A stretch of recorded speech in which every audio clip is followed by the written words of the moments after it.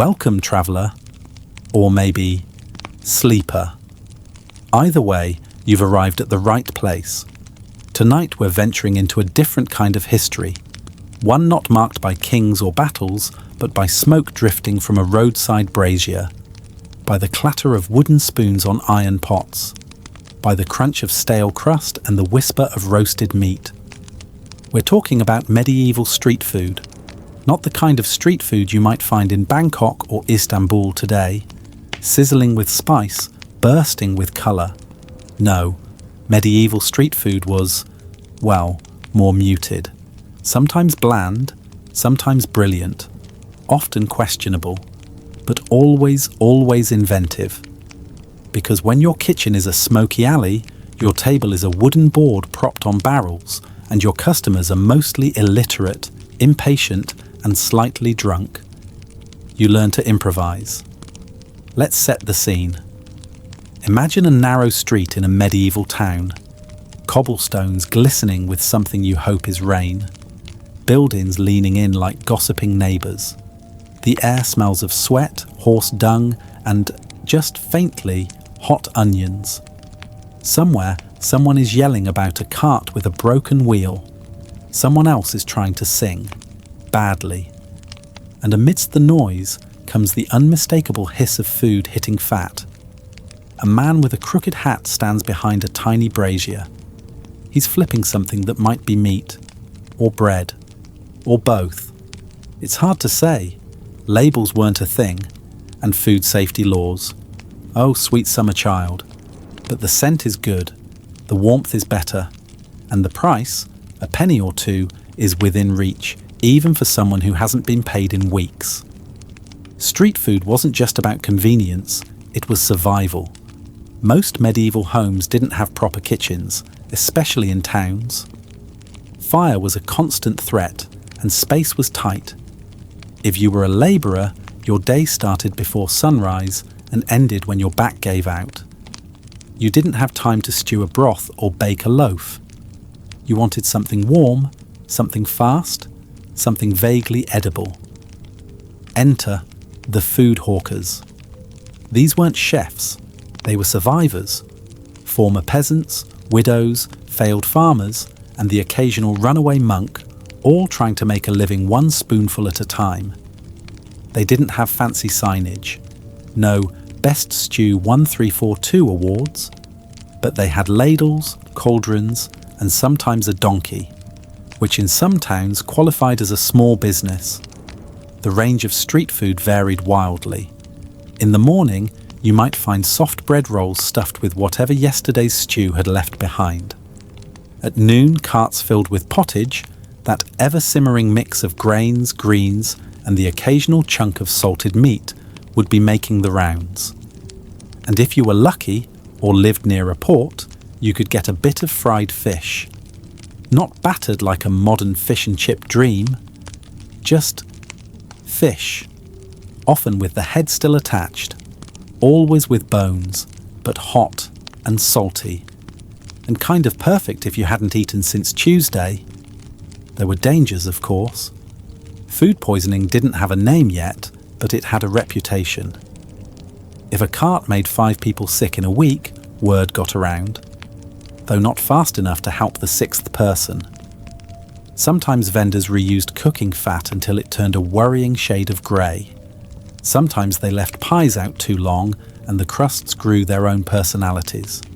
But people still came, because hunger beats hesitation, and because even in the grimiest corners, the smell of frying onions has a way of making everything feel okay. You may be wondering, did the rich eat street food? Rarely. But sometimes, yes. A young lord stumbling home from a festival might toss a coin at a pie vendor. A knight between battles might grab a hot tart before heading to the stables. And children, regardless of status, always seem to find a way to get sticky fingers and sweet mouths.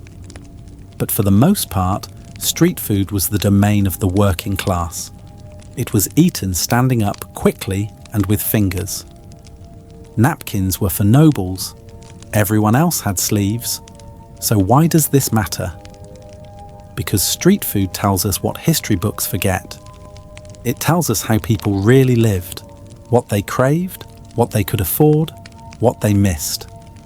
It reminds us that even 800 years ago, someone out there just wanted a hot bite before work, or something warm to share with a friend, or a small comfort in a very uncomfortable world.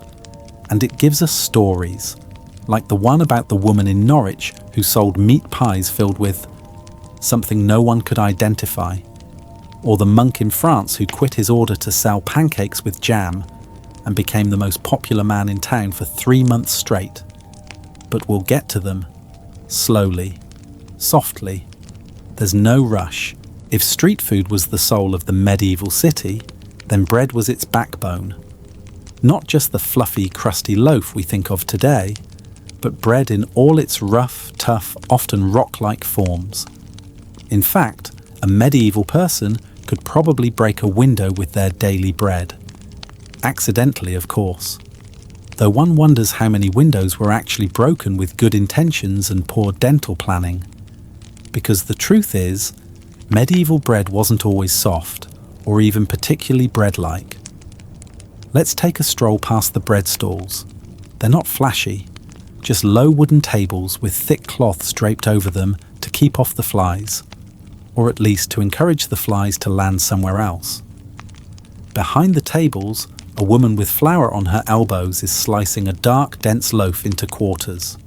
The bread is made of rye, or barley, or oats, or whatever grains survived the recent storm, tax collector, and mold invasion. She offers it wrapped in a bit of cloth if you can pay for it. If not, she might give you the end piece. The tough heel no one wants, but still better than nothing. There were many kinds of bread, depending on who you were, where you lived, and how much you could spend. For peasants, it was usually coarse and heavy, a bread so dense it could double as a doorstop. It wasn't that people wanted chewy, sour, uneven bread. It's just that refining flour took time, and time was expensive. Also, white bread, actual white bread, was considered elite. Soft, fine, clean. The kind of bread that came with a servant to slice it for you. If you had white bread, you weren't just eating well, you were declaring status. But street bread, that was utilitarian. It came in rounds, in squares, in chunks torn from larger loaves. You could buy a whole loaf if you had a few coins, or a half, or even just a slice if times were tight. Children would run errands for their mothers and come back with a chunk of bread stuffed into a pouch, already missing a bite or two. No one ever asked why. Everyone already knew the answer. Now here's something interesting. Medieval bread wasn't just eaten, it was used. Enter the trencher. Imagine this. You're sitting at a communal table, your stew arrives, not in a bowl, but ladled onto a thick slab of stale bread. That's your plate, your utensil, your side dish. The trencher would absorb the stew, soften slightly, and by the end of the meal, you could eat the whole thing, or give it to the dog, or to the poor, or more often toss it out the window. Recycling, 14th century style. Bread vendors were often women working early hours. They'd get up before dawn to bake or buy loaves from local ovens and bring them to the square wrapped in wool blankets to keep them warm. They didn't shout their wares loudly. They whispered, called softly, or sang little rhymes. Fresh bread, still warm, for workers and wanderers, for lovers and liars. It wasn't about salesmanship, it was about presence, about being there when the hungry came. And yes, there were scams. A popular one was hollowing out the bottom of a loaf and stuffing it with straw to make it appear larger. Another was soaking stale bread in water and reheating it so it smelled fresh, until you tried to chew it. There were laws, of course. Bread was so essential that many towns had official weighers, people whose job it was to inspect bread and punish sellers who shortchanged their customers. Imagine that. medieval food inspectors with scales and stern looks, possibly carrying a stick. Then there was spiced bread, a rare treat. It wasn't always sweet. Sometimes it was peppery or made with mustard seeds. A little shocking to the palate, but warming, especially in winter. In certain markets, you could find bread stuffed with onions, or with leeks, or even with bits of salted fish. These were the medieval equivalent of a sandwich, portable, filling, and slightly mysterious depending on who made it. There's a story of a merchant in Bruges who sold onion loaves that became legendary. People travelled for miles to buy them, only to later discover they were mostly turnips. Still, the flavour stuck. So did the name. So why start our street food journey with bread? Because bread was constant. It was there in good harvests and bad. It lined your stomach before ale, filled your satchel before travel, and warmed your hands when the fire had gone out. Bread was what you chewed when you had nothing to say. It was what you shared when you had nothing else to give. And in the noisy, hungry, uneven streets of medieval towns, bread meant you'd made it through one more day, even if your teeth didn't. If street food was the soul of the medieval city, then bread was its backbone.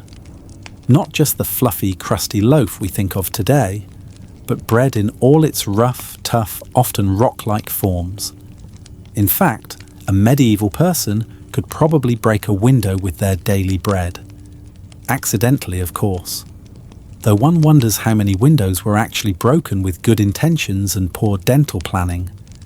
Because the truth is, medieval bread wasn't always soft, or even particularly bread-like. Let's take a stroll past the bread stalls. They're not flashy, just low wooden tables with thick cloths draped over them to keep off the flies, or at least to encourage the flies to land somewhere else. Behind the tables, a woman with flour on her elbows is slicing a dark, dense loaf into quarters. The bread is made of rye, or barley, or oats, or whatever grains survived the recent storm, tax collector, and mold invasion. She offers it wrapped in a bit of cloth if you can pay for it. If not, she might give you the end piece. The tough heel no one wants, but still better than nothing. There were many kinds of bread, depending on who you were, where you lived, and how much you could spend. For peasants, it was usually coarse and heavy, a bread so dense it could double as a doorstop. It wasn't that people wanted chewy, sour, uneven bread. It's just that refining flour took time, and time was expensive. Also, white bread, actual white bread, was considered elite. Soft, fine, clean. The kind of bread that came with a servant to slice it for you. If you had white bread, you weren't just eating well, you were declaring status. But street bread, that was utilitarian. It came in rounds, in squares, in chunks torn from larger loaves. You could buy a whole loaf if you had a few coins, or a half, or even just a slice if times were tight. Children would run errands for their mothers and come back with a chunk of bread stuffed into a pouch, already missing a bite or two. No one ever asked why. Everyone already knew the answer. Now here's something interesting. Medieval bread wasn't just eaten, it was used. Enter the trencher. Imagine this. You're sitting at a communal table, your stew arrives, not in a bowl, but ladled onto a thick slab of stale bread. That's your plate, your utensil, your side dish. The trencher would absorb the stew, soften slightly, and by the end of the meal, you could eat the whole thing, or give it to the dog, or to the poor, or more often toss it out the window. Recycling, 14th century style. Bread vendors were often women working early hours. They'd get up before dawn to bake or buy loaves from local ovens and bring them to the square wrapped in wool blankets to keep them warm. They didn't shout their wares loudly. They whispered, called softly, or sang little rhymes. Fresh bread, still warm, for workers and wanderers, for lovers and liars. It wasn't about salesmanship, it was about presence, about being there when the hungry came. And yes, there were scams. A popular one was hollowing out the bottom of a loaf and stuffing it with straw to make it appear larger. Another was soaking stale bread in water and reheating it so it smelled fresh, until you tried to chew it. There were laws, of course. Bread was so essential that many towns had official weighers, people whose job it was to inspect bread and punish sellers who shortchanged their customers. Imagine that. Medieval food inspectors with scales and stern looks, possibly carrying a stick. Then there was spiced bread, a rare treat. It wasn't always sweet. Sometimes it was peppery or made with mustard seeds. A little shocking to the palate, but warming, especially in winter. In certain markets you could find bread stuffed with onions, or with leeks, or even with bits of salted fish. These were the medieval equivalent of a sandwich, portable, filling, and slightly mysterious depending on who made it. There's a story of a merchant in Bruges who sold onion loaves that became legendary. People travelled for miles to buy them, only to later discover they were mostly turnips. Still, the flavour stuck. So did the name. So why start our street food journey with bread? Because bread was constant. It was there in good harvests and bad. It lined your stomach before ale, filled your satchel before travel, and warmed your hands when the fire had gone out. Bread was what you chewed when you had nothing to say. It was what you shared when you had nothing else to give.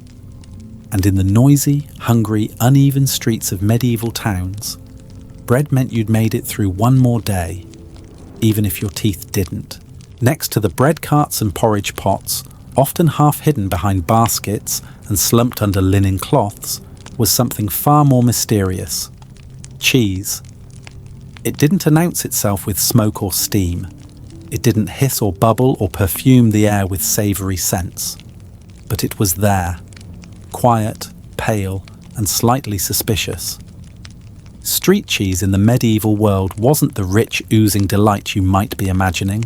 There were no elegant wedges arranged on carved boards, no curls of brie or slices of camembert. Instead, it came in chunks, balls, crumbles, and, most curiously, in little cloth bags tied shut with twine, as if hiding something deeply personal.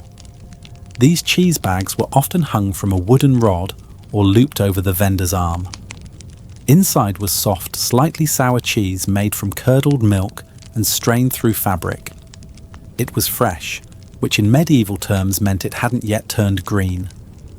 Buyers would untie the bag, take a sniff, sometimes a small taste, and decide whether it was edible or better suited to patching roof holes. Cheese like this was often made early in the morning or the night before.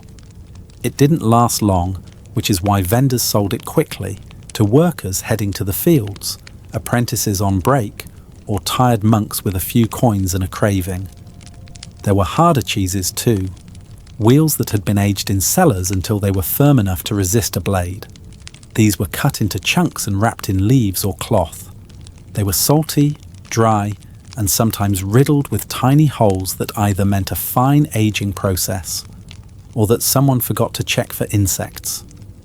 Either way, people ate them, gratefully. A bit of hard cheese tucked into a pouch could last for days. It might be gnawed on during a rainy walk or paired with a heel of bread while watching geese squabble in the street. In some towns, cheese sellers were known by name, not because their cheese was the best, but because it was the most consistent. In medieval life, that counted for a lot. What made street cheese so compelling was its versatility. You could crumble it into pottage, melt it on bread, smear it on roasted onions, or eat it alone with a few dried herbs if you were feeling fancy. In the colder months, cheese was warmth. In the warmer months, it was salt and energy. And on festival days, you might even get sweet cheese, mixed with honey or dried fruit, pressed into little shapes and handed out to children sticky-fingered and wide-eyed. There's something both comforting and comical about the thought of medieval children bouncing through the streets with tiny cheese lumps in their hands, faces streaked with dust and dairy. But cheese had its enemies.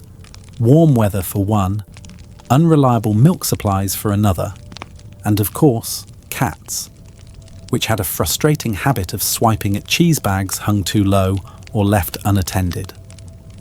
One London record even mentions a street fight between two vendors after a neighbour's cat ate an entire ball of curd from a display. The cat survived. The friendship did not. Still, cheese remained a quiet cornerstone of street food. It didn't boast or sizzle, but it showed up, every day, on carts and tables, tied in little bags or cut into wedges, ready to be traded for a few pence and a nod of appreciation. There's something tender about that, really. The way something so simple, milk left to change, gently wrapped, humbly sold, could be such a comfort in a hard world. In a time when fires went out, roofs leaked, and bread could chip a tooth, cheese offered something soft, something forgiving, something that, if only for a bite or two, reminded you that not everything had to be difficult. And so, the next time you unwrap a wedge of cheese or pass a deli window glinting with brie and cheddar, take a moment. Somewhere, deep in the folds of history, a tired cheese seller is still tying a little cloth bag, still calling softly to the morning crowd, and still hoping, just maybe, that today they'll sell out before the sun gets too warm. Next to the bread carts and porridge pots, often half hidden behind baskets and slumped under linen cloths, was something far more mysterious. Cheese. It didn't announce itself with smoke or steam. It didn't hiss or bubble or perfume the air with savoury scents. But it was there, quiet, pale, and slightly suspicious. Street cheese in the medieval world wasn't the rich, oozing delight you might be imagining. There were no elegant wedges arranged on carved boards, no curls of brie or slices of camembert. Instead, it came in chunks, balls, crumbles, and, most curiously, in little cloth bags tied shut with twine, as if hiding something deeply personal. These cheese bags were often hung from a wooden rod or looped over the vendor's arm. Inside was soft, slightly sour cheese made from curdled milk and strained through fabric. It was fresh, which in medieval terms meant it hadn't yet turned green. Buyers would untie the bag, take a sniff, sometimes a small taste, and decide whether it was edible or better suited to patching roof holes. Cheese like this was often made early in the morning or the night before. It didn't last long, which is why vendors sold it quickly to workers heading to the fields, apprentices on break, or tired monks with a few coins and a craving. There were harder cheeses too, wheels that had been aged in cellars until they were firm enough to resist a blade. These were cut into chunks and wrapped in leaves or cloth. They were salty, dry, and sometimes riddled with tiny holes that either meant a fine aging process or that someone forgot to check for insects. Either way, people ate them, gratefully.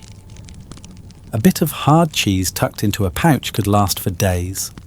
It might be gnawed on during a rainy walk or paired with a heel of bread while watching geese squabble in the street.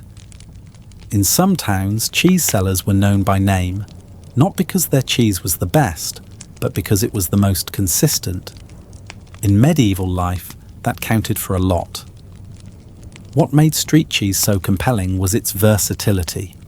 You could crumble it into pottage, melt it on bread, smear it on roasted onions, or eat it alone with a few dried herbs if you were feeling fancy. In the colder months, cheese was warmth. In the warmer months, it was salt and energy. And on festival days, you might even get sweet cheese, mixed with honey or dried fruit, pressed into little shapes and handed out to children sticky-fingered and wide-eyed. There's something both comforting and comical about the thought of medieval children bouncing through the streets with tiny cheese lumps in their hands, faces streaked with dust and dairy. But cheese had its enemies. Warm weather for one, unreliable milk supplies for another, and of course, cats, which had a frustrating habit of swiping at cheese bags hung too low or left unattended. One London record even mentions a street fight between two vendors after a neighbour's cat ate an entire ball of curd from a display. The cat survived. The friendship did not.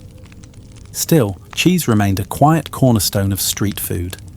It didn't boast or sizzle, but it showed up, every day, on carts and tables, tied in little bags or cut into wedges, ready to be traded for a few pence and a nod of appreciation. There's something tender about that, really.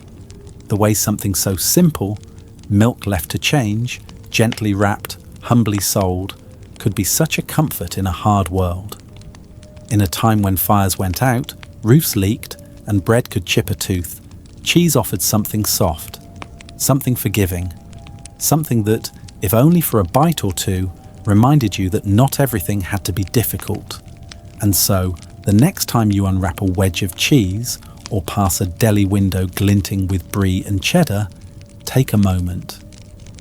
Somewhere, deep in the folds of history, a tired cheese seller is still tying a little cloth bag, still calling softly to the morning crowd, and still hoping, just maybe, that today they'll sell out before the sun gets too warm. There was a sound that often rose above the chatter of the market and the clatter of hooves, a soft sloshing, the creak of ladles moving through liquid and the faint clink of metal on metal.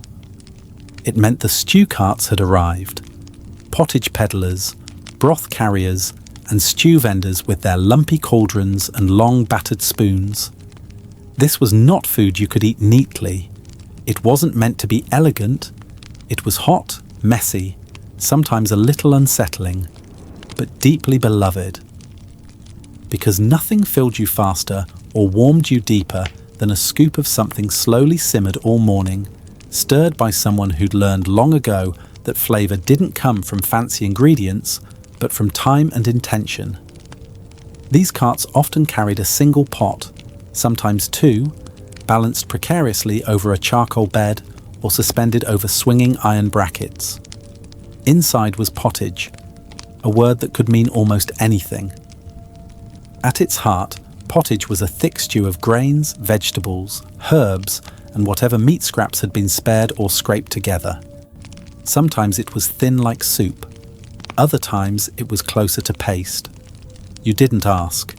You just paid your coin, took the ladleful, and hoped it was one of the better days. On market mornings, the aroma could be enticing. Leeks, barley, perhaps a hint of smoked pork or fish. But by evening, after hours of bubbling and replenishment, it often took on a murkier scent. Not bad exactly, just complicated.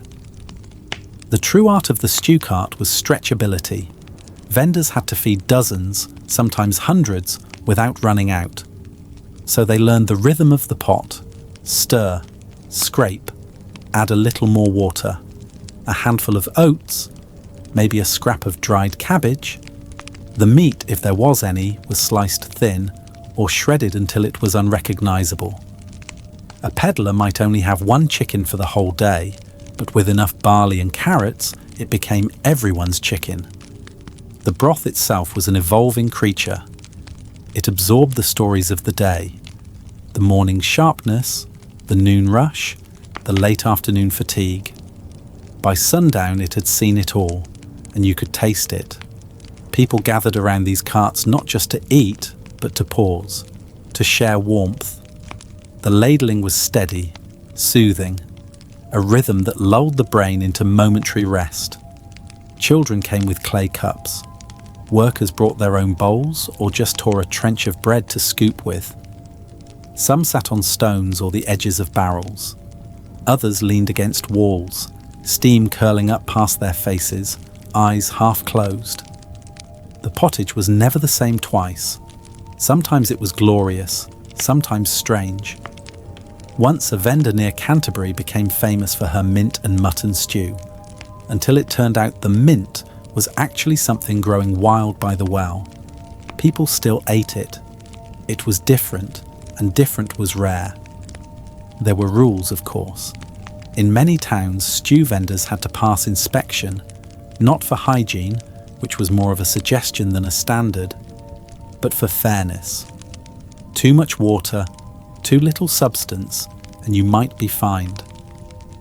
One city issued spoons to its inspectors. They were called broth tasters, and their job was to make sure the broth contained at least a hint of what it promised. But vendors were clever. They learned to float a bit of oil or an herb sprig on top, like a garnish for the eyes. Sometimes the illusion was enough.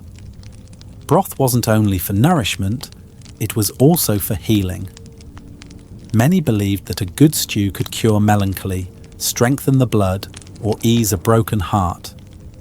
Recipes were handed down, not with measurements, but with instructions like stir until it speaks to you, or boil it as long as you've been sad. And on cold evenings, when your fingers ached and your feet were soaked, it didn't matter if the stew had meat or not. What mattered was that it was hot, and it was there. And so, stew carts remained a fixture on the streets, always moving, always simmering. Some were pulled by donkeys, others by hand. A few were simply large pots balanced over public fires, with no vendor at all, just a coin box and a warning not to be greedy. There's something beautifully simple about that. The idea that a ladle of warmth could be shared by strangers, no questions asked. So the next time you sip soup from a bowl on a quiet night, think of the streets centuries ago. The slosh of a ladle, the steam in the air, the vendor's call softened by distance. Somewhere in the folds of history, someone just like you is sipping and sighing and feeling, just for a moment, full. Every medieval street had its own sounds. The chiming of bells, the clatter of hooves, the low murmur of gossip. But if you followed your nose instead, past the earthy scent of stew and the faint sweetness of roasted roots, you would eventually arrive at a smell that didn't so much greet you as demand your attention. It was sharp, briny, unmistakably fishy, a scent that told you the travelling fishmongers had arrived, and with them, the most divisive food on the street. Fish in the Middle Ages was both common and contradictory. It was everywhere, in rivers, in markets, in the folds of religious law. But it was also unreliable. Fresh fish was a luxury in inland towns. By the time it made it overland, it was already on the cusp of its next life as fertilizer. That didn't stop people from selling it, or eating it, or pretending not to notice when it smelled slightly enthusiastic. The fishmongers themselves were a peculiar bunch, part merchant, part gambler, part performer. Their carts creaked and wobbled under barrels of salted herring, bundles of dried eels, and the occasional fresh catch kept cool with damp cloth and prayer.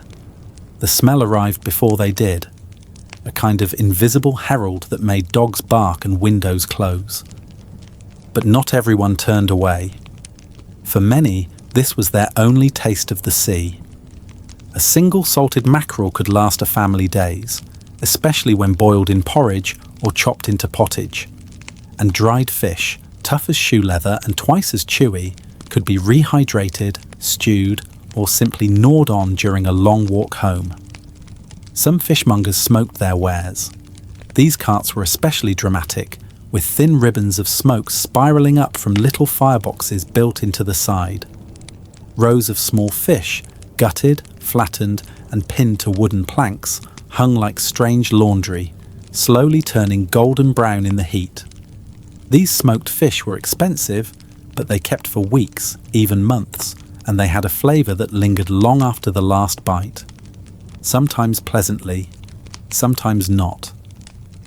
Then there were the eel sellers. Eel was a staple of medieval diets, especially in areas with slow rivers and marshes. They were slippery, wiggly, and to some, utterly delicious. Vendors would arrive with baskets lined with damp straw, the eels still twisting faintly beneath the cloth. They were sold whole or chopped, sometimes cooked in a pie, sometimes fried with onions. There's a legend of a fishmonger in York who made his fortune selling eel skewers outside the city gates. A simple recipe of salt, garlic, and bold marketing. No one really liked the eels, but they were hot and cheap, and after a long day in the fields, that was enough. Not all fish was cooked. Pickled fish, preserved in vinegar and spices, was often sold in small jars or wrapped in waxed cloth. The texture was curious, rubbery and firm, but the flavour was bold, and the vinegar helped ward off illness. Or so people believed. These pickled morsels were favoured by travellers, monks, and anyone who needed a meal that wouldn't spoil in a saddlebag. They were also convenient for street snacking, eaten with fingers or poked out of jars with tiny wooden skewers. If you walked past a vendor with neat rows of small glass pots, chances were good you were near a pickle stall, and an even better chance your nose had warned you already. Of course, with fish came flies.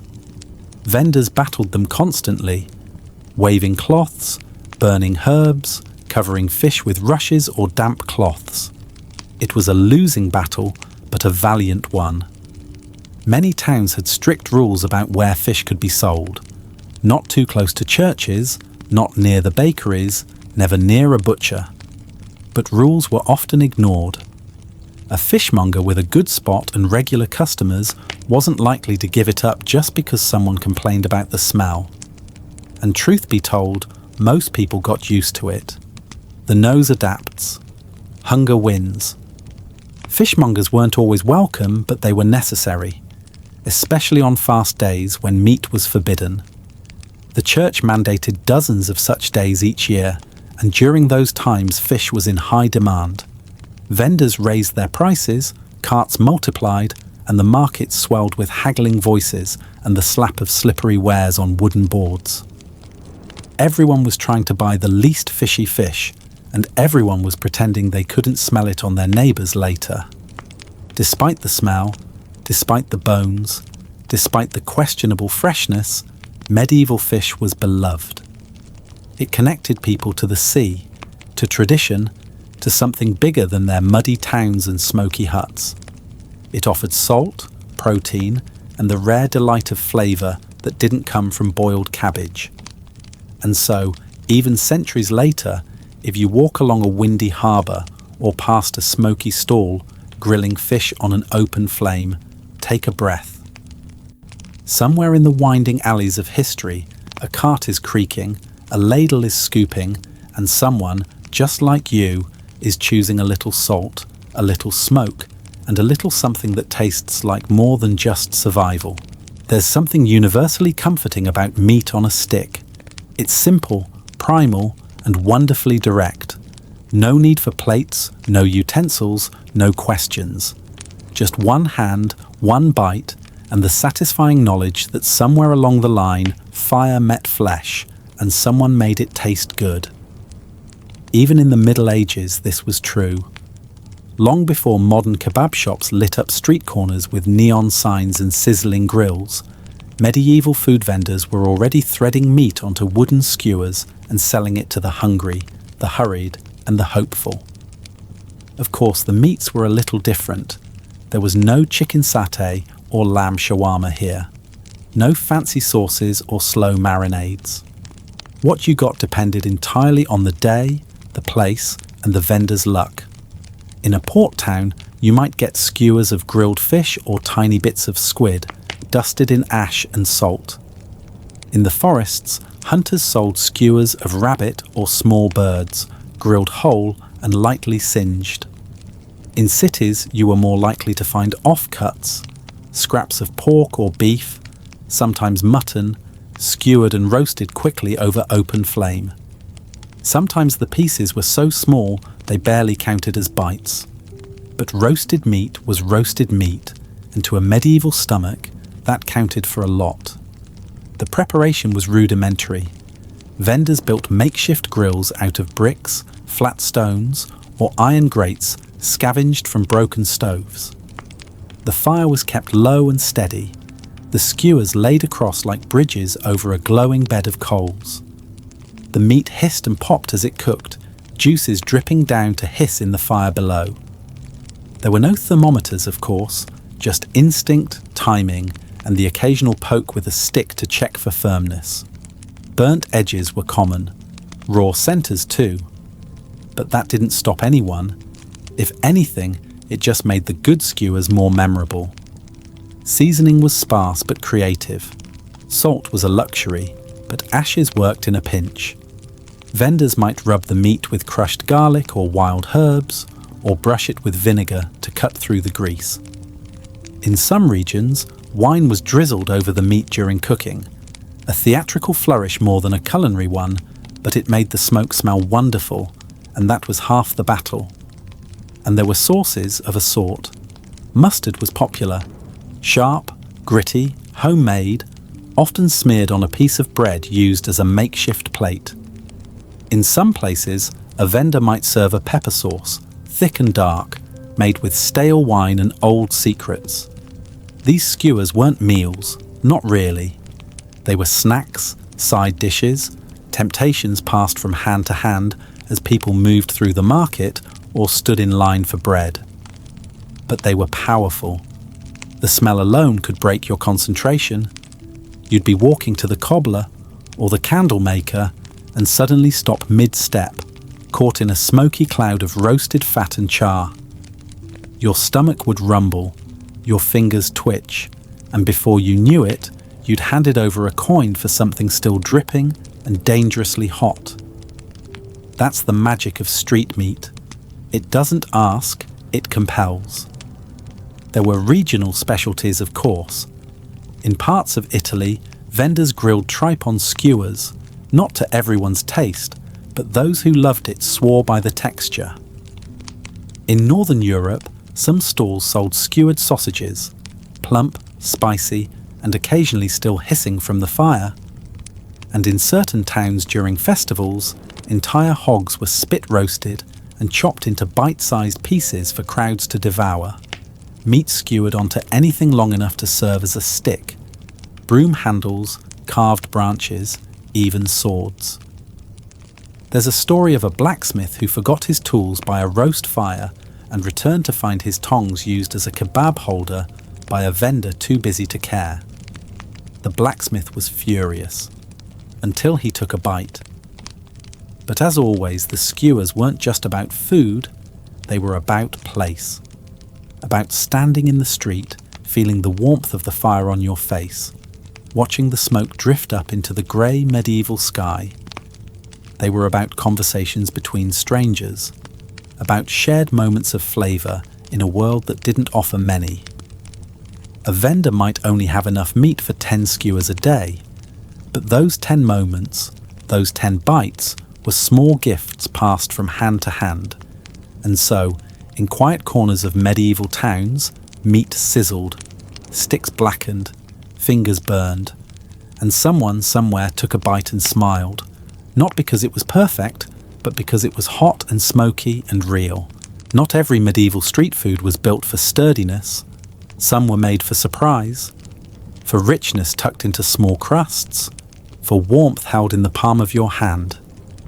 Enter the world of egg pies and handheld tarts, the portable pastries of the past.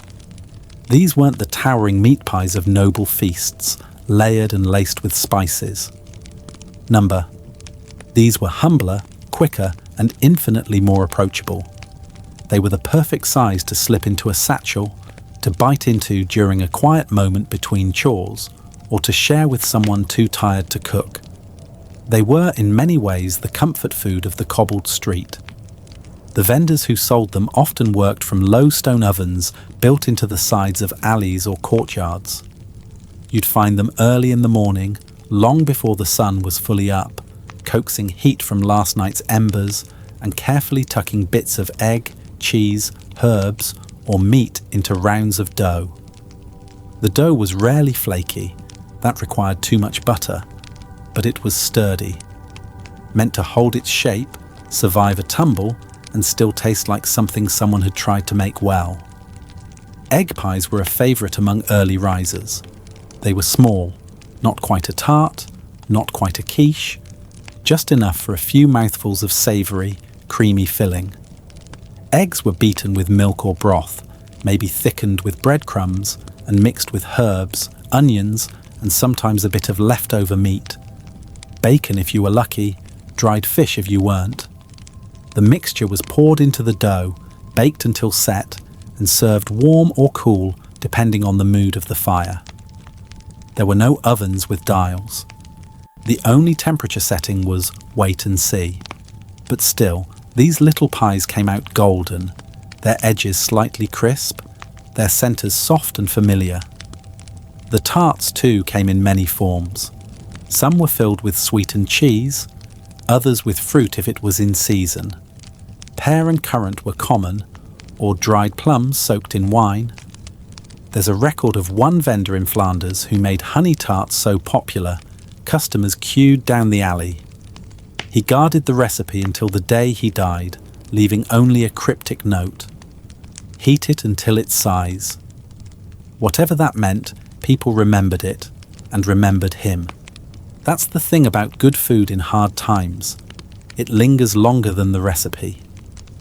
There were also savoury tarts, filled with chopped leeks, mushrooms, or mashed peas spiced with mustard and garlic. Not every filling was appetizing to everyone. Some were surprisingly pungent. But there was something about the combination of flaky crust and warm centre that made even questionable ingredients feel friendly. You could eat them quickly, standing in a crowd, or slowly, sitting on a doorstep with the last bit of sunlight brushing your sleeves. And always there was the small joy of the crust, firm on the outside, soft underneath, slightly floury, sometimes a little burnt, but yours. Of course, not all pies were fresh. Some were yesterday's leftovers, reheated over coals and sold at a discount. A wise buyer could usually tell. The trick was in the smell. A fresh tart gave off a buttery warmth, a comforting whiff of herbs and filling. A tired tart smelled tired. Still, for many, even a weary pie was better than none. There were days when food was scarce, when money had gone to rent or candles or repairs, and a warm, slightly overbaked egg tart felt like a small miracle. Children loved the sweet ones, mostly because they came with sugar, a substance as rare and magical as fairy dust.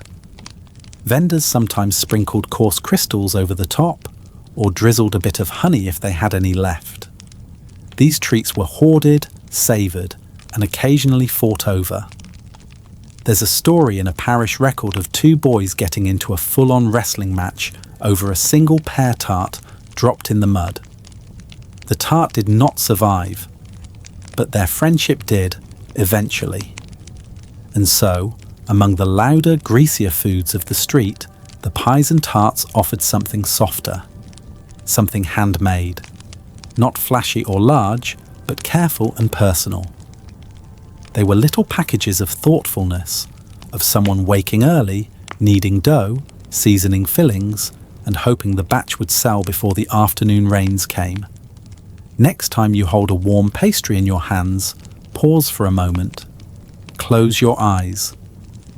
Imagine a quiet corner of a medieval alley, the flicker of firelight, the scent of cheese and herbs, and the soft, contented sigh of someone taking their first bite of the day. Not every bite in the Middle Ages came bursting with flavour. In fact, more often than not, it didn't. Most food was simple, boiled, bland, meant to fill the belly, not dance on the tongue. But now and then, tucked away in clay pots or ladled out from small wooden bowls, came something different. A sauce, a dip, a strange little mixture designed to make everything else taste just a little bit better.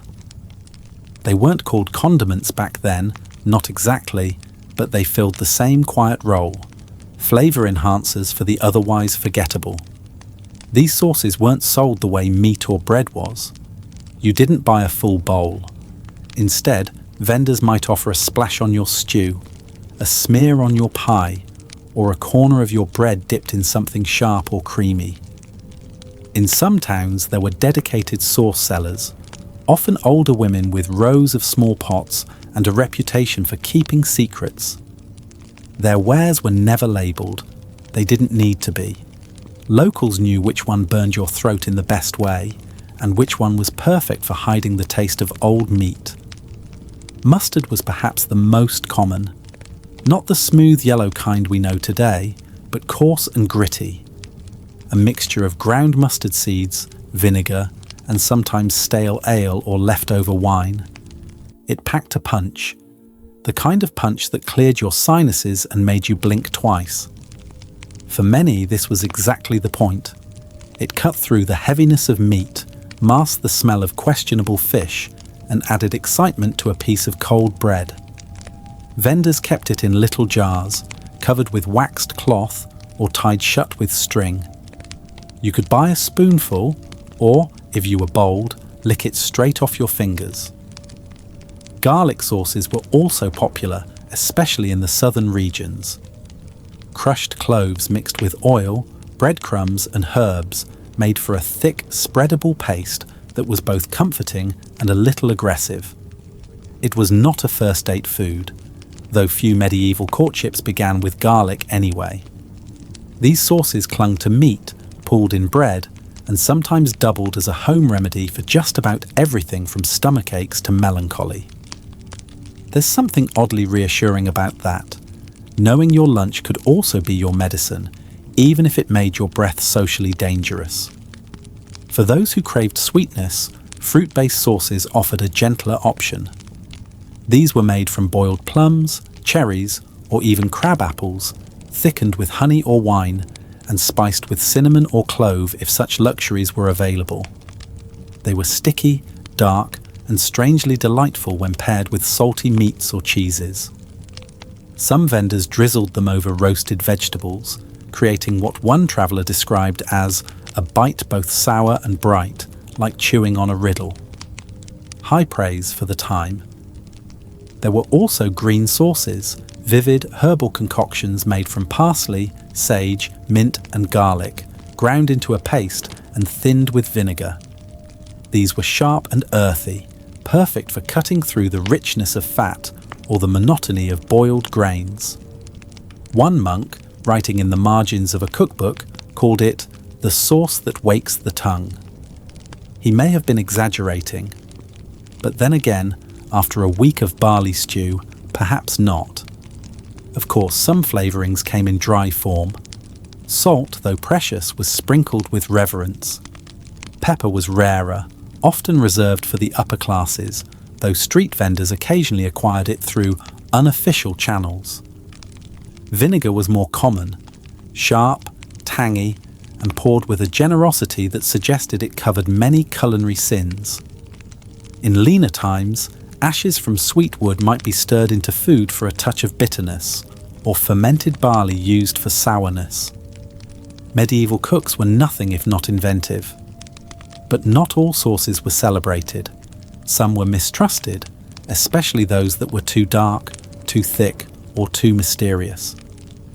People whispered about sauces that made you sleepy, or talkative, or unusually cheerful. There's an account from a market in Ghent where a vendor's secret joy sauce caused a brief street dance among customers, followed by several complaints and one broken lute. The vendor was fined. The sauce recipe disappeared. Still, stories like that gave sauces a certain mystique. You never quite knew what you were getting, which in a world where most things were predictable, added just the right amount of adventure. So while the skewers sizzled and the stews simmered, there were always those small pots nearby, waiting to be ladled, dabbed, or slathered onto something simple. They didn't make the meal, but they made the meal memorable. And in the long history of street food, that might be the most important job of all. If savoury street food was about warmth and survival, sweets were about whimsy. They were rare, fleeting, and never quite enough, which only made them more magical. In the Middle Ages, sugar wasn't something you sprinkled without thinking. It was expensive, sometimes imported from far-off lands, and often replaced with honey or boiled syrups when times were lean. That made street sweets an occasional delight, and when they did appear, people noticed. You could smell them before you saw them. The toasted aroma of nuts roasting in honey, the heady sweetness of fruit bubbling down to a sticky jam, the faint floral edge of rosewater in the air. They weren't common, but they were remembered. Candied nuts were a favourite. Almonds mostly, or hazelnuts if you were lucky, tossed in hot honey or thick syrup and stirred until they shimmered. Vendors worked over little pans balanced on coals, their arms moving in slow, practiced circles. The nuts sizzled and popped, the syrup darkened, and a crowd would gather. Not a loud crowd, just people inching closer, pretending not to watch too closely. Because even if you couldn't afford a whole handful, just the scent of sugar and smoke was its own kind of comfort. The nuts, once cooled, hardened into glossy clusters. Sweet, slightly bitter, with just enough crunch to wake up a weary jaw. Then came the fruit. Dried, stewed, or candied. It was the jewel of the sweet cart. Apple slices boiled in wine and cinnamon. Figs soaked in honey and left to glisten in the sun. Even sour cherries, if available, were simmered down into a thick, almost chewy syrup that stuck to your fingers and your memory. Some fruits were served on their own, wrapped in waxed cloth or layered in little bowls. Others were folded into pastries or served over cheese. But always they felt special, as if someone had gone to the trouble not just to feed you, but to make sure you smiled. Street syrup was a thing too, though more of a drizzle than a dish. Some vendors kept jars of thick, fragrant syrup made from grapes, plums, or fermented berries, ready to be spooned over bread or stirred into warm milk. A few even sold syrup shots, a small sip, no more than a thimbleful, for those needing a pick-me-up or a moment of luxury. There were no labels, no ingredients lists, just a raised eyebrow, a pointed finger, and the quiet understanding that whatever was in the jar, it was sweet enough to forget your day for a moment. Not all sweets were honest, of course. Some were made with too much ash or not enough honey. Some vendors faked the flavour with herbs or boiled fruit skins until they resembled jam. And once in a while, a candy seller disappeared after too many complaints, leaving behind only a smoky pan and some half-burnt walnuts. But for the most part, these treats were made with care. Because sweets weren't just about business, they were about joy. Tiny, sticky joy wrapped in parchment or handed over on the tip of a dull knife. Children adored them naturally. You could spot a child who'd just had a honey cake by the trail of bees behind them. Sticky fingers, wide eyes, and a mouthful of crumbs. For many kids, street sweets were their only taste of sugar all year. A festival, a saint's day, or a wedding might mean a tart or a caramelized plum, and that one moment, that first bite, would become a story retold for years. They had sweet almonds, they'd say, even as adults. Just once. Even adults weren't immune. A tired merchant, a soldier on leave, a widow visiting the market. All of them paused sometimes, drawn to the smell of syrup and spice. They might not admit it. They might pretend they were buying for a child or a friend, but sweetness doesn't need an excuse. Especially when the world around you is often cold, wet, and unrelenting. A spoonful of candied fruit was more than dessert. It was defiance, proof that something tender still existed. And so, in between the roasts and the breads, tucked among the carts of stew and smoked fish, the sweet vendors quietly held their place. Not loud, not grand, but important. Because even in a time of hardship, people still hoped. They still saved up. Still searched for something small, golden and good. Something to melt on the tongue and remind them, just for a moment, that life could be lovely. Street food fills the belly, but drinks. Drinks do something softer. They soothe. They warm the hands. They eased the voice after a long day of shouting wares or bartering for turnips. In the medieval streets, beverages weren't served in tall glasses or neat paper cups. There were no straws, no ice cubes, no foam hearts floating on top, but there was heat and comfort and a strange persistent creativity in every ladleful. The most common drink, the one that appeared on every street and in every hand, was ale. Not quite beer as we know it now, but its sturdy medieval cousin, unfiltered, unbottled, often cloudy, and usually safer than water. Because water, for all its virtues, was unpredictable. Ale at least had been boiled. It was made by women in homes and in small alehouses, by brewers with flour-dusted aprons and a deep intuitive knowledge of barley.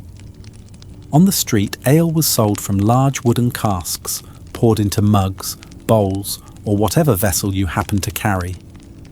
It was rarely strong, just enough to warm your chest, to keep you walking, to make stew taste a bit better. There were stronger brews, of course. Darker ales, bitter and bold, often served near the docks or during feast days. Vendors rolled them out in carts fitted with spigots, and their customers came loud and early. A coin bought you a mug. 2 coins, and you probably didn't make it home upright. But even the stronger brews had a place in the rhythm of the day. Liquid courage for the unsure, or celebration for the few who had something worth toasting. Then there were the herbal brews, quiet drinks, simple, warming, and made for listening. These were made from boiling herbs, mint, thyme, sage, or fennel, sometimes sweetened with honey or steeped in vinegar to aid digestion. They weren't sold from carts as often as from small stands tucked beside apothecaries or midwives' homes. You'd see a row of clay jugs, steam curling up into the morning air, and a woman with soft hands ladling out cups to anyone who asked gently enough. These drinks were less about taste and more about intention. A brew for your cough, a tea for your nerves, a warm draught to help you sleep. They didn't promise miracles, but they offered presence, and sometimes that was enough. In colder months, vendors sold a drink known as spiced milk, a thick, comforting mixture of warm milk, honey, and whatever spices could be spared: nutmeg, clove, cinnamon, or pepper. It was served in bowls or cups carved from wood and always smelled like something remembered. Children clung to it on winter mornings. The elderly wrapped their hands around it with the kind of stillness that comes from knowing the value of warmth. It wasn't flashy. It didn't make you bold or loud, but it made you pause. And in the rush of medieval life, pausing was a rare indulgence. Wine appeared too, mostly in southern towns or during festivals, or among the slightly wealthier passers-by. It wasn't aged or refined. It was sharp, often diluted, sometimes flavoured with herbs or bits of dried fruit. Mulled wine was a favourite in winter, ladled from steaming pots by vendors who kept cloves in their sleeves and oranges hidden behind baskets. The wine wasn't strong, but it made your cheeks pink and your laughter looser. And on long nights, when the fog settled low over stone streets, there was something deeply comforting about its scent. Sweet, spicy, and almost merry. There were stranger drinks, of course. Fermented honey water, known as mead, made occasional appearances, and in some corners a sour grain drink called posset, made from curdled milk and ale, was served to the brave or desperate. It had a reputation, and not always a good one, but it was filling, and sometimes that's all people wanted. What's most striking looking back is how little people needed to feel satisfied. A warm mug, a clean ladle, a moment to sit or stand or simply stop. The drinks of the street weren't luxuries, they were pauses in the day, sips of calm or sips of heat, a way to share space with strangers without saying much at all. So the next time you hold something warm in your hands, tea, milk, wine, or even water, Imagine that same feeling in a different time. A narrow street, a low sky, and the quiet clink of cups beside a crackling brazier. You're not in a rush. You're not alone. You're simply sipping and breathing and letting the day soften around you. There was something about a medieval festival that stayed in your bones long after the torches went out. Maybe it was the music, lutes and pipes echoing across the square, or the way the cobblestones still carried the warmth of the day. But more than anything, it was the food. Not the feasts behind castle walls or the grand banquets held by guildmasters. No, it was the street food that lingered, especially the kind sold when most others had gone home. The quiet snacks of the late-night vendors who waited for the last revellers, the stragglers, the ones not quite ready to let the day end. Their carts didn't shine brightly. By midnight the fires were low, the lanterns dim. But if you listened closely, you could hear them. The soft hiss of oil still sputtering, the clink of a knife against a wooden board, the gentle thud of a loaf being sliced for the 100th time. These were the festival's closing notes. A slower, softer melody played on full bellies and weary feet. One favourite was fried dough. Not quite pastry, not quite bread, but something in between. Vendors rolled the dough by hand, pressed it flat, then dropped it into shallow pans of bubbling fat. It puffed, hissed, curled at the edges, and emerged golden and warm, dusted with honey or herbs, depending on what you had in your pouch. Some were sweet, some were savoury, some were whatever happened to be stuck to the pan. But in the glow of torchlight, none of that mattered. You tore off a piece, blew on it gently, and let the last sweetness of the night melt on your tongue. There were pies too, smaller than the daytime versions, and often filled with the leftovers from earlier. A bit of pork, a spoonful of leeks, some cheese that had survived the heat. The crust might be a little tougher, the filling a little more mysterious, but they were hot. And at that hour, hot counted for everything. Roasted chestnuts appeared in cloth sacks, their shells cracked open just enough to let the steam escape. Vendors stood behind small braziers, turning the nuts with bare hands, their fingertips blackened but deft. You could smell them a dozen steps away, nutty, smoky, and comforting. People bought them in handfuls and tucked them into sleeves to keep warm as the wind picked up and the music faded. For the slightly more adventurous, there were skewers of festival meat, bits of sausage or liver grilled over what little fire remained, dipped in mustard or wrapped in leaves for carrying. There was something delightfully chaotic about them, unevenly cooked, unpredictable in flavour, but unmistakably alive with the spirit of the day.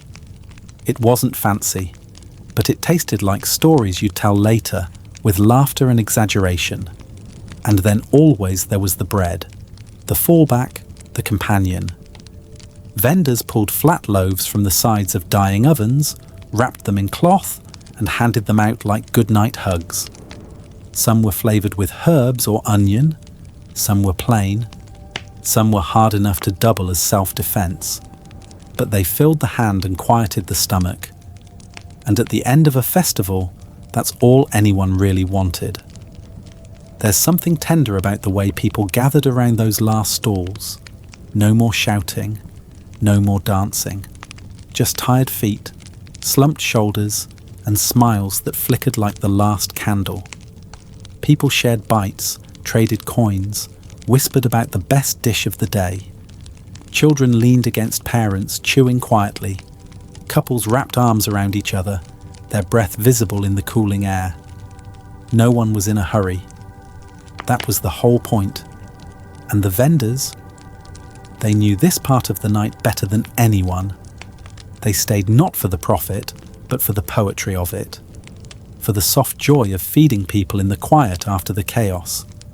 They had seen the sun rise over flour, watched it set behind skewers. And in the dim, flickering dark, they offered one last meal, one last kindness, before sleep claimed the town. So if you ever find yourself walking home after a long day, your feet tired, your heart full, your mind still echoing with laughter, think of those carts, the warm bread, the soft crackle of fire, and know that even in centuries long gone, someone was waiting, just a little longer, to make sure no one went to bed hungry. It's easy to think of medieval street food as one long line of stews, skewers, and stale bread. And in many ways it was. But if you drifted beyond one town, one country, one kingdom, the differences began to bloom like spices in warm wine. London was not Florence. Florence was not Baghdad. And what people ate on the street, quickly, hungrily, with their fingers, or from a shared bowl, told you everything about where you were and who you were becoming. Let's start with London. Cold, smoky, grey-edged London, where the Thames carved a crooked path through markets and mud. The food here was practical, designed for rain and work and long hours on your feet. Bread dominated, heavy and dark, often flavoured with ale-soaked onions or streaked with cheap fat for extra heft. There were pies filled with meat that was, well, meat-adjacent. Eels featured often, chopped and jellied or stewed and spooned into crusts, because they were cheap, local, and willing to live in the sort of water no human dared drink. Pottage was a near-constant presence, sold from cauldrons blackened by years of fire. It changed daily, hourly even, depending on what the cook had left from the night before. In London, street food wasn't about flair. It was about staying warm, staying full, and getting through. Now let's glide south to Florence, a city of arches, artisans, and a sun that touched stone and made it glow. Here the food sang a little. Still simple, still for the people, but touched by a different rhythm. You might find grilled liver wrapped in fat and skewered over olive wood embers, or chickpea flatbreads crisped on stone and sprinkled with salt, cut into slices and handed to children with oil-smudged fingers. Vendors sold fried dough stuffed with herbs and cheese, often handed over in cloth or nestled in folded paper. Olives rolled in bowls, roasted chestnuts popped in iron pans.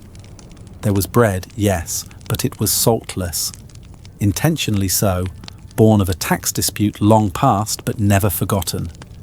And despite its simplicity, Florentine street food carried the whisper of pride, a sense that even the humble snack could be made with care, with elegance, with just enough rosemary to catch the breeze. And then, further still, Baghdad, the jewel of the medieval Islamic world, a city of libraries, lanterns, and layers of spice. If London fed you and Florence pleased you, Baghdad amazed you. Street food here shimmered with fragrance. You could find vendors pouring lentil soup into wide, shallow bowls, garnished with mint and a swirl of tamarind. There were kebabs, of course, not rough hunks of meat, but delicate skewers of seasoned lamb, grilled over charcoal and wrapped in flatbread still warm from the oven. Rice dishes appeared too, shaped into small, tight bundles and flavoured with saffron or dried lime. Sweet sellers moved through the streets with trays of sesame brittle, rosewater candies, or soft pastries filled with crushed dates and pistachio. Even the drinks were richer. Sherbets made from snow and fruit, cooled with camphor and poured with a steady hand. What united them all, London, Florence, Baghdad, was not the ingredients, or the techniques, or even the people themselves. It was the act, the exchange, the warm ladle, the whispered thank you, the steam rising into the sky. Street food was the same everywhere and utterly different all at once. It was local, rooted in the soil and stories of each place. But it was also human, shared, recognizable. A boy in Florence biting into chickpea flatbread could have smiled just like a girl in London with a meat pie. A merchant sipping soup in Baghdad might have felt the same comfort as a mason gulping broth beside the Thames. You learn a lot about people from what they eat when no one's watching, when they're hungry and tired and thinking of something else entirely, when they need to eat, not to impress, but simply to keep going.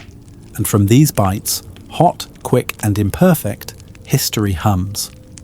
So imagine, if you will, 3 cities beneath one sky: the crackle of firewood in London, the golden clang of bells in Florence, the soft call to prayer echoing through Baghdad's winding streets. In each, someone ladles, someone chews, someone smiles, someone sighs. The spices change, the bread changes, but the feeling stays the same. By now you've wandered past the meat skewers and sweet syrups. You've sipped from wooden mugs and licked the last crumbs of a warm tart from your fingers. And maybe, somewhere between the roasted chestnuts and the soft thud of flatbread on a stone counter, you've begun to realise medieval street food was never just about food. It was about presence, about being part of the slow, smoky rhythm of a place. A rhythm you could taste, carry in your sleeves, and remember days later when your belly had long since emptied. These quiet bites, the ones you ate alone, standing beside a stew cart in the early dark, or the ones you shared on a splintered bench with a stranger who nodded but never spoke. They were more than snacks. They were rituals, anchors, proof that you were still here, still walking, still warmed by something, even if only briefly. But we've only scratched the surface, because behind every dish was a hand that made it. Behind every vendor, a life lived in heat and hunger and hope.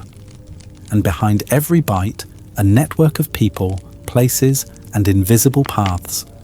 From fields to fires, from forests to markets, from the mouths of animals to the mouths of kings. So next, we'll leave the streets for a moment, just a little. We'll look behind the carts, into the kitchens, into the fields, into the stories of the people who made street food possible, whether they meant to or not. The journey isn't over, it's only shifting. We've followed the skewers and the stews. We've traced the scent of roasting chestnuts through cobbled alleys. But now, let's pause. Step behind the cart, away from the steam and the coins and the waiting hands. Because every bite you've tasted in this journey, every roasted root, every syrup-drizzled tart, began long before it reached the street. It began with people not born to fame or fortune, but to labour, to leftover scraps, to tired backs and clever fingers. In most towns, the food vendors were women, not because of some grand design, but because they had little choice. Widows who needed to feed their children, wives of wounded men, daughters who didn't marry. They cooked because they had to, because a pot and a fire were easier to come by than land or inheritance. Some sold from stalls, others wandered, baskets on hips, voices soft and persistent. They knew the rhythm of the town. When the workers would spill from the gates, when the children would sneak from lessons, when the drunkards needed something solid before collapsing in straw. There were men too, of course, retired soldiers, failed farmers, monks who had slipped quietly from the abbey gates. Some made a name for themselves: the sausage man with the laughing eyes, the onion pie seller whose cart never stood still, the old brewer with stories older than his ale. But most of the time, their names faded as quickly as the food did. They lived from market to market, from batch to batch, surviving not by reputation but by routine. And behind even them, behind the vendors, were more hands. The miller who ground the grain, the boy who fetched water before sunrise, the woman who grew the herbs in a crooked garden plot between the pig pens and the church wall. The food may have been simple, but its path was long. A single loaf of bread might pass through 5 households before reaching your hands. A meat pie might begin in the woods, on a trapline no one spoke of, and end in a crust baked by someone who hadn't tasted meat in weeks. None of it was glamorous. Most of it wasn't even spoken about. But every piece mattered, because street food wasn't just a thing that appeared. It was stitched together from the labour of people whose names were never written down, whose recipes were never recorded, whose faces passed in and out of crowds like smoke, and yet they fed entire cities, quietly, consistently, without asking to be remembered, only to be paid, and maybe, if they were lucky, thanked. There's something sacred in that. The work behind the fire, the patience behind the pot, the love, or maybe just the survival that shaped every bite. So the next time you eat something warm from someone else's hand, on a street, at a window, from a tiny cart balanced on 3 wobbly wheels, think of the hands before theirs, the people behind the flavour, the quiet, unrecorded lives that kept cities full. And in our next step, we'll walk even further back, beyond the kitchens, beyond the vendors, out into the land itself, to the fields and farms and gardens that made medieval street food possible in the first place. Before the crackle of fire, before the bubbling of pots, before the quiet call of a vendor in the morning mist, there was the land.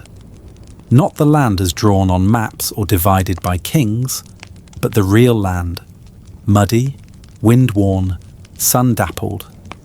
The fields and forests, the hedgerows and hillsides where medieval street food began, quietly, in roots and weeds and small, stubborn things that refused to stop growing.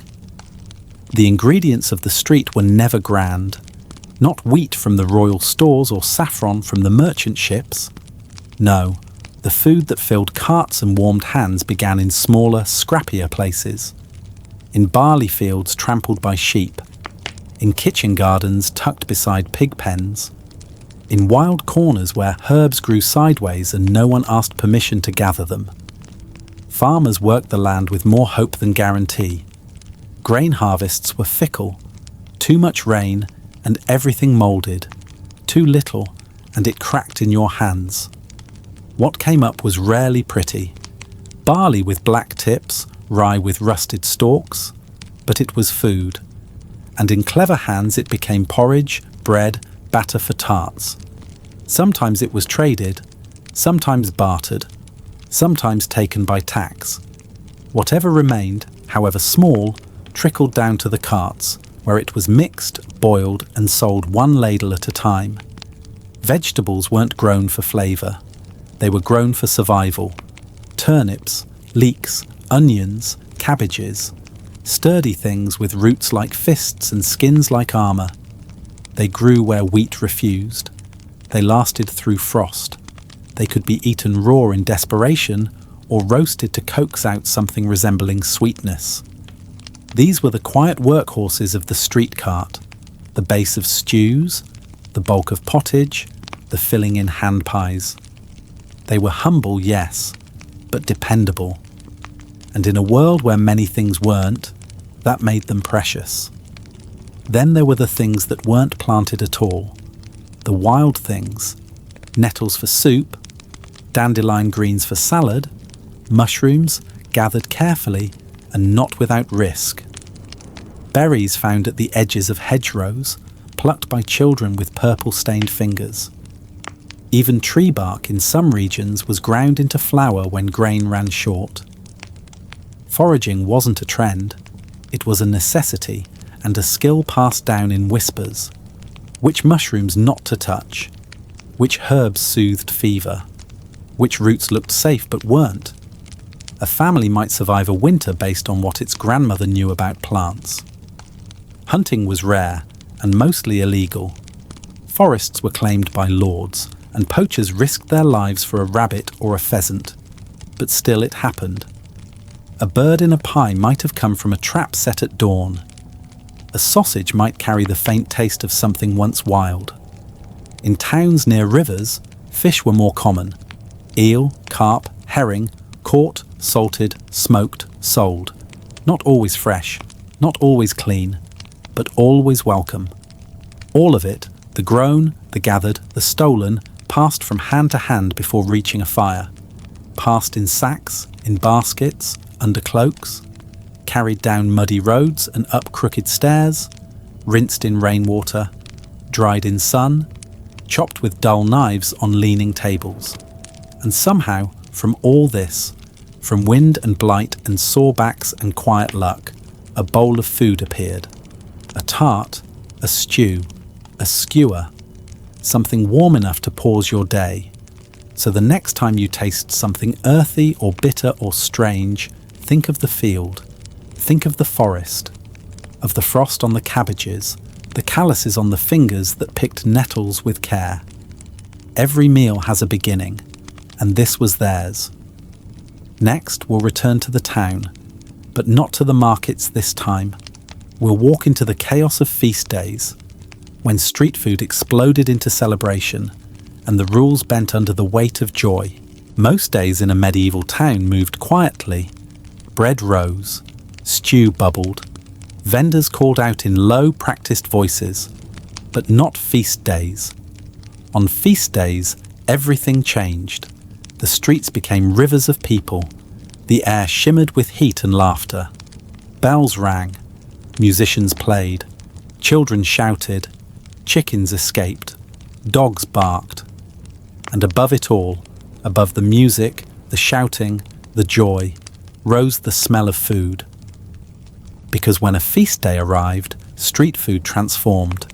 It became brighter, louder, more abundant. Ingredients normally rationed were used with abandon. Cooks stirred their pots like they were conducting orchestras, and no one, no matter how poor, expected to go home hungry. Feast days weren't just for nobles or clergy, they were for everyone. Marked on church calendars, they honoured saints, seasons, victories, or simply the fact that the planting was done. They were the town's release valve. The one day when you were allowed, expected even, to eat well, laugh hard, and forget the weight of the world.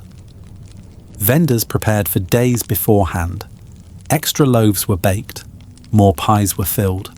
Fires were laid early, and carts polished until they almost shone, or at least looked slightly less burned than usual. Temporary stalls sprang up like mushrooms after rain, each one claiming a spot along the busiest lanes, near the church, by the town square, at the crossroads where the musicians would eventually gather. Every space mattered. The closer to the crowd, the better the chance to sell out before sundown. And the food? Oh, the food. Large flatbreads, hot from stone ovens, brushed with garlic oil and topped with chopped greens or roasted onions. Spit-roasted meats, real meat, not scraps, turning slowly above open flames, their fat dripping down into troughs where bread was dunked and eaten still steaming. Sausages curled like ropes in iron pans. Fritters dropped into bubbling oil and dusted with sugar or salt, depending on the cook's mood. There were festival-only treats too. Pancakes folded around cheese and herbs. Honey cakes the size of your palm, sticky and dense and perfect for sharing. Skewered apples dipped in syrup and rolled in crushed nuts. Some vendors sold roasted chickpeas, crackling in sacks of parchment. Others carried baskets of sugared almonds tied with ribbon. For lovers, they said, or those hoping to become one. Children swarmed every cart. Adults circled slowly, choosing carefully. Not just what to eat, but where to stand, who to eat with, what to carry home. There were drinks too. Spiced ale, mulled wine, cider, slightly sour, sold from great wooden barrels tapped with iron spouts. And beneath it all, music, pipers and drummers, singers and fools, performing for coins or crusts, or simply because this was the day to be heard. Not everything went smoothly. Fights broke out. Pies were dropped. A tart might disappear from a cart if the vendor turned their head too long. But people forgave more easily on feast days. The air was thick with celebration, and the food, even when stolen, seemed to taste better. In bigger towns, the wealthy sometimes funded free meals. great cauldrons of stew handed out to the poor, lines stretching around corners, bowls passed hand to hand. These moments were rare and deeply remembered. A widow might speak of, "That's St. Swithin's Day, when I ate lamb in broth and still dream of it." A boy might recall his first roasted plum not by the year, but by the music he heard while tasting it. Feast days stitch themselves into memory through the senses. For the vendors, it was a gamble. You might sell everything by midday, or not at all. Rain might come, or a fight might block your cart. But if the day was kind, if the crowds were generous, you could earn enough in one day to rest for 2, maybe 3, maybe even replace a broken wheel or buy a better ladle. And so they prepared and prayed and cooked like it was their last chance. As night fell, the music softened, torches flared, and the food shifted once again. Fewer sweets, more stews, thicker bread, hot drinks ladled from wide pots to hands now chilled by dew. People sat on steps and leaned against each other, shared their last tart, traded stories, sighed, full and happy, not because they had eaten like lords, but because for once they hadn't eaten like beggars. In that brief glow between firelight and sleep, street food did something rare. It became more than fuel. It became memory, connection, celebration. A small, hot, delicious piece of a larger joy. And then just like that, it faded. The vendors packed up. The fires cooled. The streets cleared. But the scent lingered. The crumbs. The warmth in the chest. The promise that for at least one day, you'd eaten more than survival. So the next time your city lights up, when the streets fill and music drifts through the air and someone hands you food on a stick, remember, this isn't new.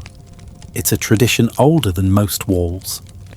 A joy passed down on bread and oil and laughter, one bite at a time. If you lived in a medieval town, you didn't ask, "What do I feel like eating today?" You asked, "What's left?" or "What hasn't spoiled?" Because in those days, food didn't obey appetite. It followed the calendar, closely, fiercely, sometimes cruelly. What you ate depended on the season, not in a poetic farm-to-table way, but in a deeply physical one. Your stomach, your strength, your mood, all changed with the weather. And so did every meal on the street. Spring was the season of hope and hunger. After months of surviving on dried peas and hard bread, people emerged into damp air and muddy lanes to find the first green things poking out of the earth. Not lettuce or soft herbs, not yet, but nettles, dandelion, bitter greens with names that have mostly faded. Street vendors knew these well. They foraged in the early morning and sold them by the handful.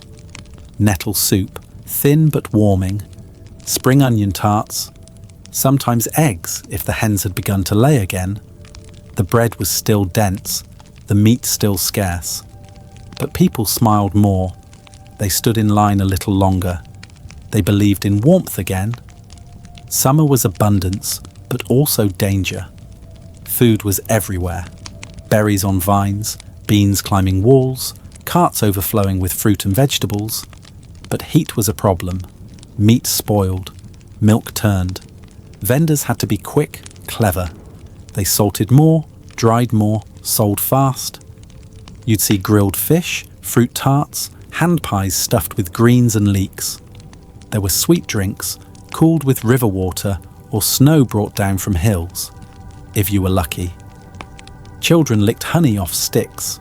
Bread was softer, ale was lighter, but flies gathered, and sometimes sickness too. The food was good, the risk was real, but people ate anyway, smiling through sticky fingers and stained mouths. Autumn was the season of preparation, of jars and smoke, of stew pots bubbling with things that needed using up. Apples were dried, nuts roasted, root vegetables pulled from the ground and stacked like gold. Vendors made thicker soups, heavier pies. Bread darkened as grain supplies shifted. It was the time of harvest festivals, of meat roasted with extra fat, of carts that smelled like wood smoke and cinnamon. For once, the menu felt full, and people walked slower, lingered longer, as if they knew winter waited and were trying to eat their way into memory. Then came winter, long, grey, cold in a way that reached your joints. Street food shrank in variety, but grew in weight. Thick stews, mostly turnips and onions. Flatbread roasted on stones. Sometimes pancakes made from dried grain flour and a little lard. Cheese appeared again, sharp, aged, brittle. Anything fresh was gone. Preserved fish, salted meat, dried apples if they hadn't been eaten too soon. People huddled around stew carts like moths to a lantern. Vendors served with mittens, ladles clinking against iron pots with dull rhythm. The food wasn't exciting, but it was warm. And warm mattered more than taste. Even the sweets changed. Summer gave fruit. Winter gave sugar, if you had coin. Vendors sold honey cakes, thick and heavy, that doubled as dessert and ration. One bite could last an hour. You chewed slowly. You savoured the texture, not the flavour. You let your fingers warm against the wrapping cloth and for a moment forgot the cold. Throughout the year, the people who sold food adapted constantly. Their menus weren't written, they were lived. What they could sell today depended on what the earth gave yesterday and what could survive the night. But there was beauty in that, a rhythm, a sense of trust in time and hands and fire. So the next time you see a strawberry in December or a steaming stew in summer, remember there was once a time when food followed the sky, when flavour was fleeting, when warmth was seasonal, and when every bite came not from choice, but from timing. Not all food was trusted, not even on the friendliest street corner, because in the medieval world, meals weren't just meals, they were omens, offerings, warnings, and sometimes traps. People believed that food could bless you or curse you, that it could bring love or misfortune, that a single bite, taken at the wrong time or from the wrong hand, could change your fate. And nowhere did these beliefs swirl more closely than around street food. It started with the bread. In some towns it was said that the first loaf baked after midnight carried the dreams of the baker. If you ate it, you might see things you weren't meant to. A lost loved one, a coming storm, even your own end. So vendors who sold early bread often whispered small blessings over their carts. Some tied dried herbs under the table, or kept iron nails tucked beneath their aprons to ward off bad spirits. Egg tarts too had their whispers. In certain regions, people believed they could attract love if eaten before sunrise on a new moon, but only if the eggs had been laid that same morning, and only if the tart was shared. Young women bought them in pairs and broke them carefully, leaving half on a windowsill just in case a suitor passed by.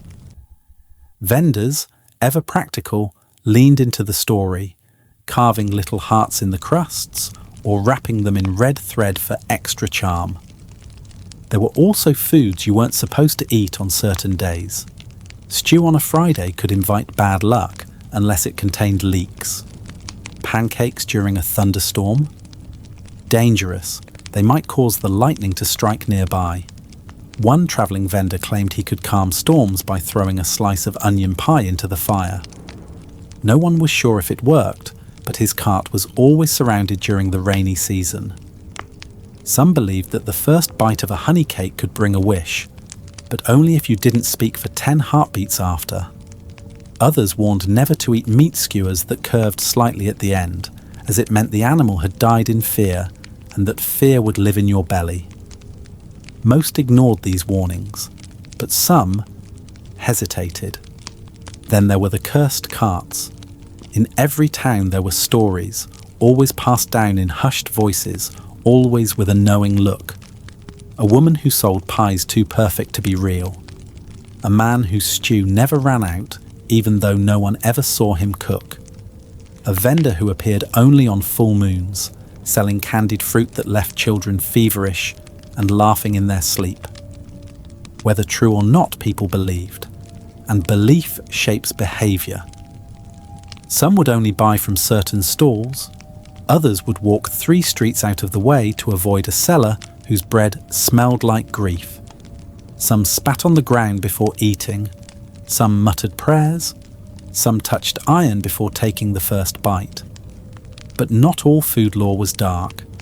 Many believed in lucky dishes, meals that brought good harvests, safe journeys, or healthy births.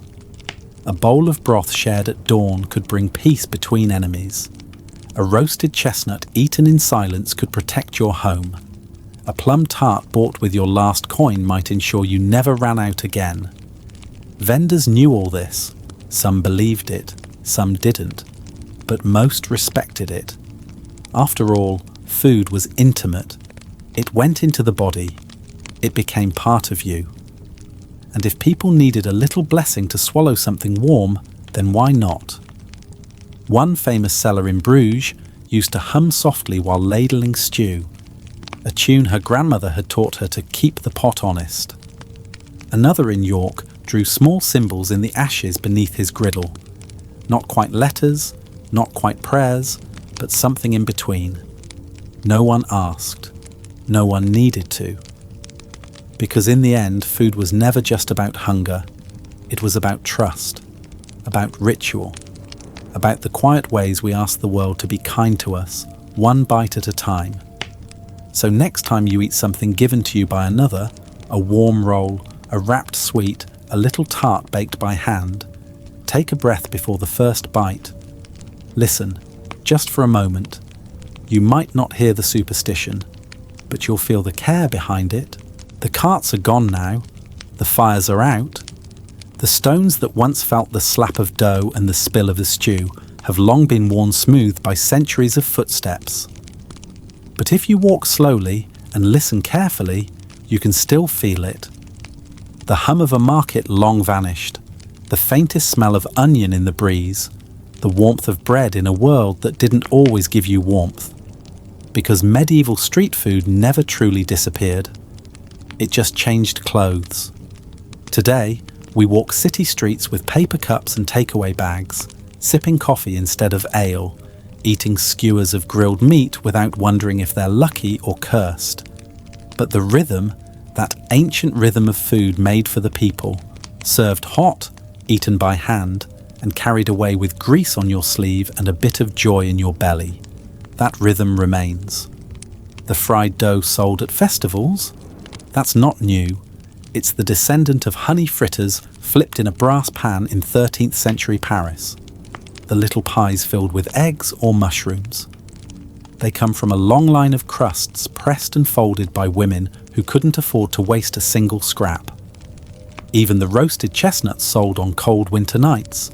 They're exactly the same, crackling in metal pans, warming fingers that might otherwise tremble.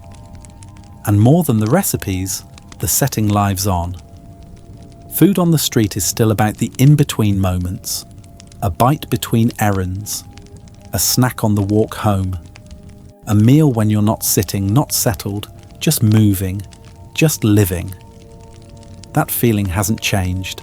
The vendors live on too, not in wool cloaks or aprons, but in food trucks, roadside stalls, tiny counters with steam curling from the gaps. People who rise early, who chop and stir and serve, who hand over food made fast, not with shortcuts but with skill, with rhythm, with trust. It's no longer stew in wooden bowls, but now it's noodles in paper boxes, tacos wrapped in foil, falafel tucked into soft bread. But the idea is the same. Here is food, for you, right now. Even the stories remain. People still gather around certain stalls and whisper, "This one's the best." Children still beg for sweets. Strangers still talk with their mouths full. And somewhere, someone's still guarding a family recipe. A secret blend of spices, a trick of timing, just like they did centuries ago when a vendor by the docks kept her herb mix hidden under the floorboards. What medieval street food gave us, more than anything, was a reminder that eating doesn't always have to be formal, that it can be fast and real and full of small joy, that it can happen standing up, walking, laughing, that it can be imperfect, slightly burned, slightly messy, and still deeply satisfying. And perhaps that's why it never really left, because it never tried to be fancy. It just tried to be there. When you were tired, when you were broke, when you didn't want to sit alone in a tavern or wait in line for a feast, it met you in the street, in the moment. It reminded you that you could still be full, still be warmed, still be human, even if just for a few bites. So the next time you eat something with your hands, something hot, something from a cart or a stand or a truck or a stall, pause. Take a breath. Look around. You're part of something ancient, something simple, something that has fed kings and beggars and bakers and bricklayers and lovers and children and you, one bite at a time,